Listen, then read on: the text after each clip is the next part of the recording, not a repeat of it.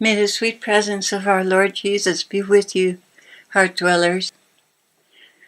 Well, it's interesting. The Lord is convicting me again of lukewarmness and how I got there.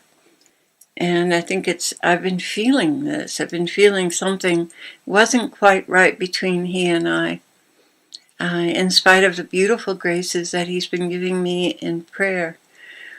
I've been taking little liberties here and there from my flesh, which I shouldn't be doing.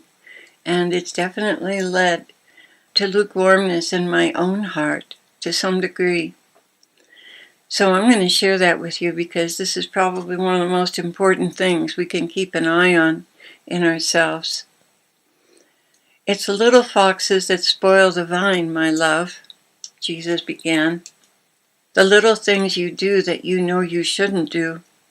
They are proofs of self-love and lukewarmness towards me, you know. Yes, Lord, I'm very convicted. I thought just a little exception for the flesh here and there was no big deal. How wrong I am. It's a very big deal.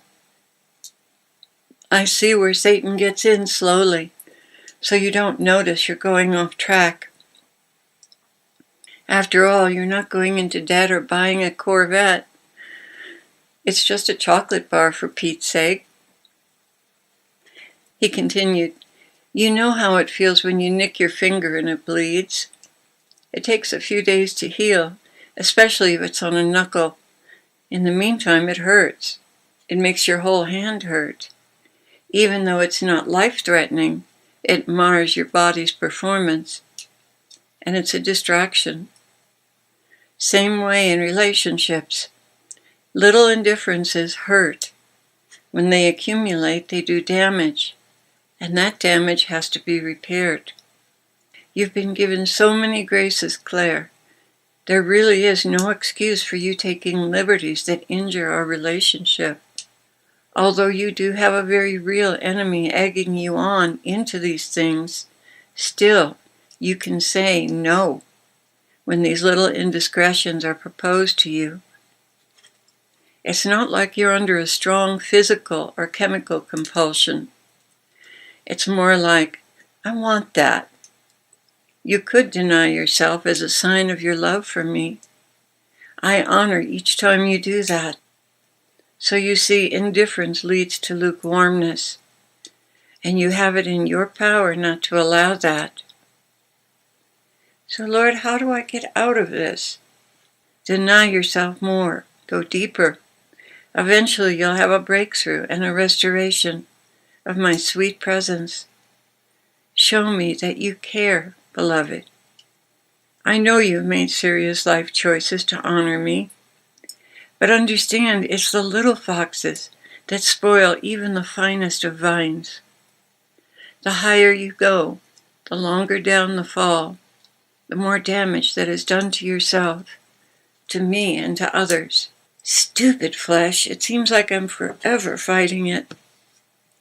When you make the decision to renounce yourself in total, then the walk will be easier. It's the little allowances you make for the flesh that are not strong compulsions that are so damaging. For the compulsions, I give grace as well. I understand when your body needs something like chocolate. I give you slack at those times because you're simply too weak. How marvelous it would be if you weren't that weak. But I use it to help with humility. Now I know how badly you feel, but you're not out of the woods yet. Not until you totally renounce yourself. And I might add, even when you've done that, you can still fall. Much of this is tied up in humility, my love. You need to practice mindful humility. In other words, take every thought captive. Lift up others deliberately and abase yourself. Then abstinence will become easier. The lowlier you become, the more protection and grace I will impart to you. You've been catching yourself in pride lately. That's always a sign that a downgrade is on the way, so to speak. Littleness, littleness, littleness. The littler the better. You should have experienced my mother's littleness. It's not like anything known on earth. It is so far from what you call humility now. If anyone could have been any tinier in my eyes, I would have chosen them. It was truly her knowledge of the Father that caused her to abase herself. She saw herself much as I see her.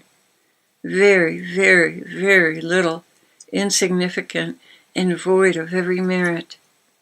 She attributed every good thing to the Father, and kept nothing for herself.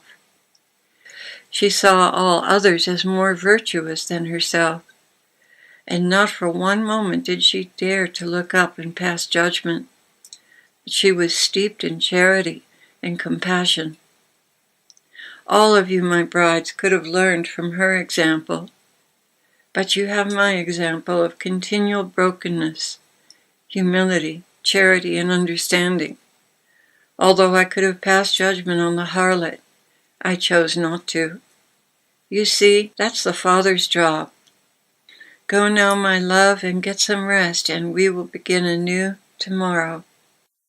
Lord, I'm willing to be made willing. I just hope you don't have to use a crowbar to straighten me out. My love, I always choose the most gentle way to guide you into holiness.